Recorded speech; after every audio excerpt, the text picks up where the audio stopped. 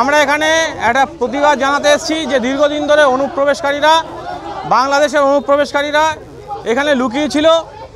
তারা এখানে এসে অবৈধভাবে কার্ড তৈরি করেছে, তারা এখানকার ভোটার হয়েছে।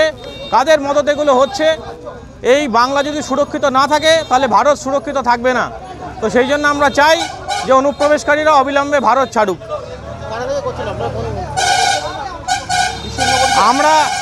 আমরা নাগরিক সমাজ, হিন্দু সমাজ, নাগরিক সমাজের তরফ থেকে আমরা এখানে এক জায়গায় হয়েছি। সীমান্তবর্তী এলাকায় আমরা বসবাস করি।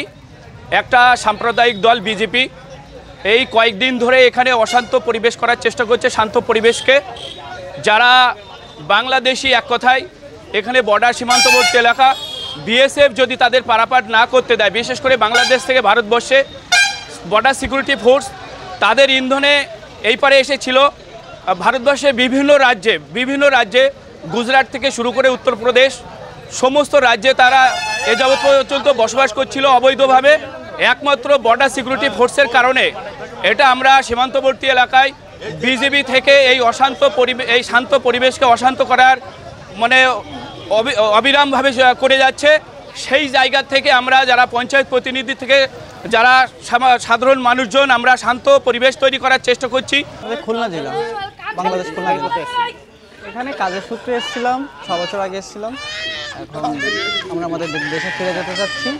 সরকারের কাছে আমাদের বিনীত নিবেদন আমাদের জন্য ভালোভাবে বাংলাদেশে পৌঁছে দেয়। আমি এখানে বিভিন্ন রকম কাজ করতাম, দিনমজুরের কাজ করতাম, মেকানিক্যাল কাজ করতাম, খাবারের দোকানে কাজ করতাম, বিভিন্ন রকম কাজই করতাম। আমি এসেছি 6 বছর 5 মাস।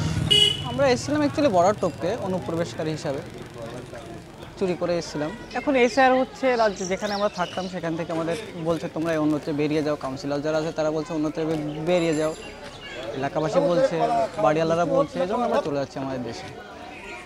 আমাদের যে কর্মসংস্থান ছিল আগে সেটাই করব।